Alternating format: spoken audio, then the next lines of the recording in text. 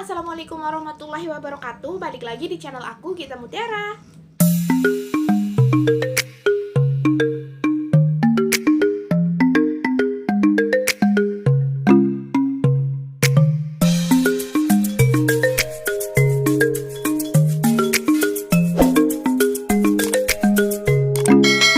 Oke teman-teman, banyak banget nih yang masih bingung tentang apa itu ovulasi dan gimana sih ciri-ciri ovulasi ya. Nah, di video kali ini aku akan membahas tuntas apa aja sih yang aku rasakan ketika aku sedang puncak ovulasi ya, atau ketika aku sedang puncak-puncaknya pada masa subur lah ya.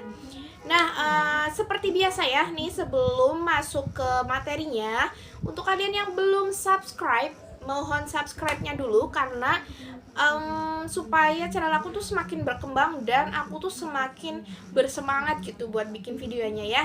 Dan jangan lupa bunyikan loncengnya serta share ke sosial media yang kalian punya ya. Jangan lupa like-nya juga, jangan lupa komen.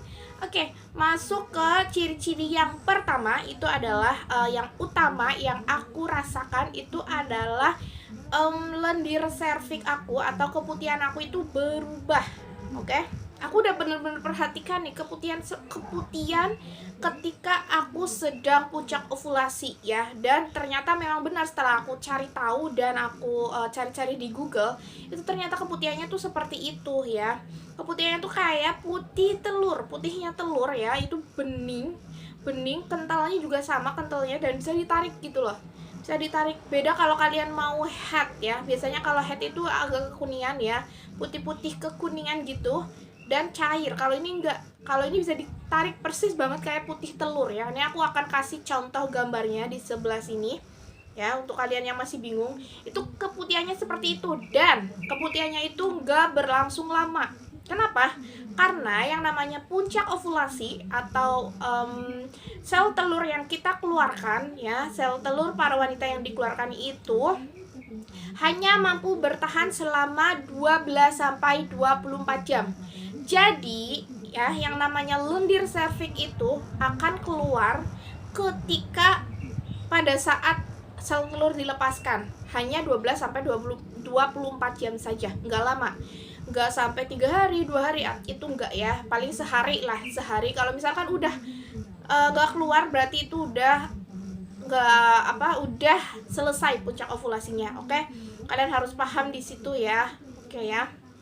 Dan untuk yang kedua puncak ciri-ciri ovulasi yang aku rasakan ya adalah kram perut.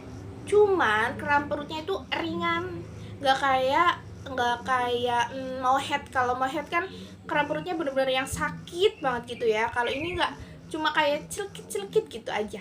Nah, itu adalah ciri-ciri ovulasi yang kedua ya.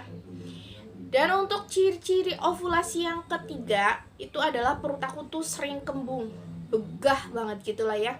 Kalau misalkan kita tuh habis makan gitu ya, padahal makannya sedikit banget tapi merasanya tuh kembung banget, kenyang banget. Itu tuh yang aku rasakan ya.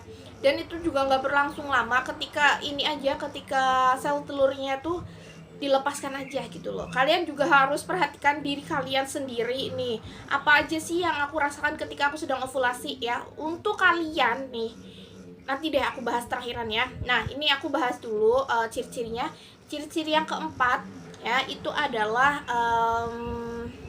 suhu basal tubuh atau suhu tubuh kita tuh meningkat gitu loh. Agak anget sedikit gitu loh. Nggak kayak kalau misalkan kalian punya termometer nih ya. Katanya sih, aku sih nggak pernah punya namanya termometer. Cuma aku perhatikan diri aku sendiri tuh memang iya, suhu tubuh tuh meningkat ya, mungkin 1 derajat gitu loh ya, 1 sampai 2 derajat gitu loh. Kayak Anget-anget pahit ayam. ya seperti itulah ya, kayak anget sedikit gitu.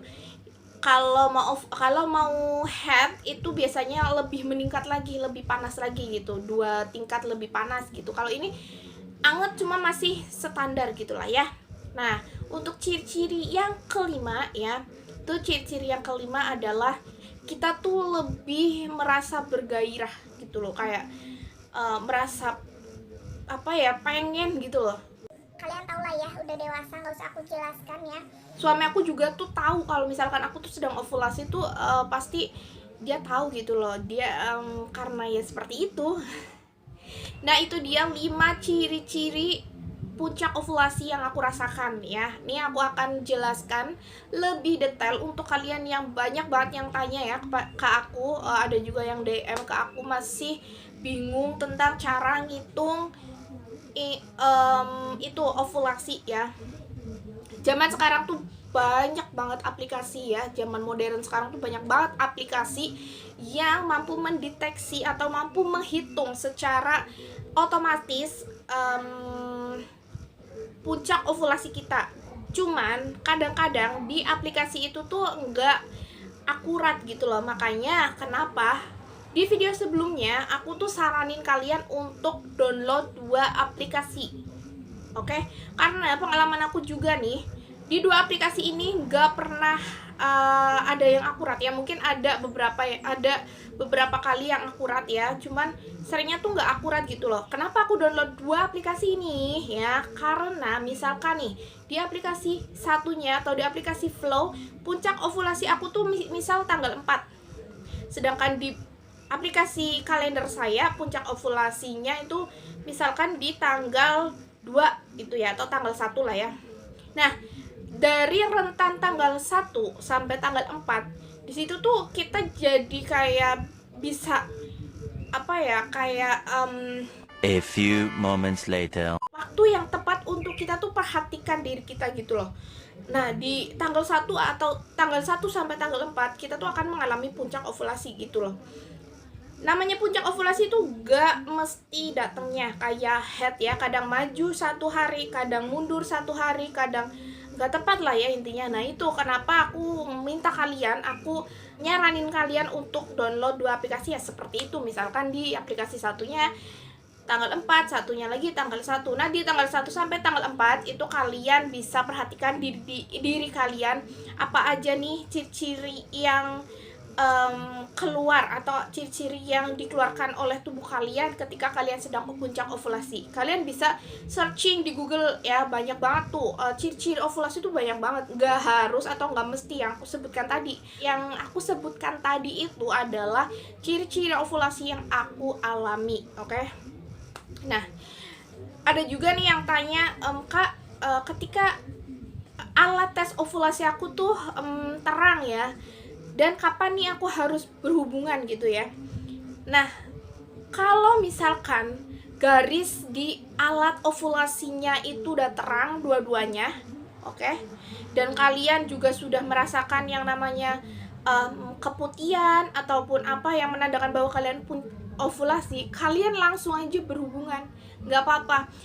Memang lebih baik itu berhubungan 1 hari sebelum ovulasi. Itu lebih baik karena apa? Karena itu untuk menghindari bahwa misalkan kita tuh nggak tahu ya kita sedang ovulasi atau enggak gitu ya.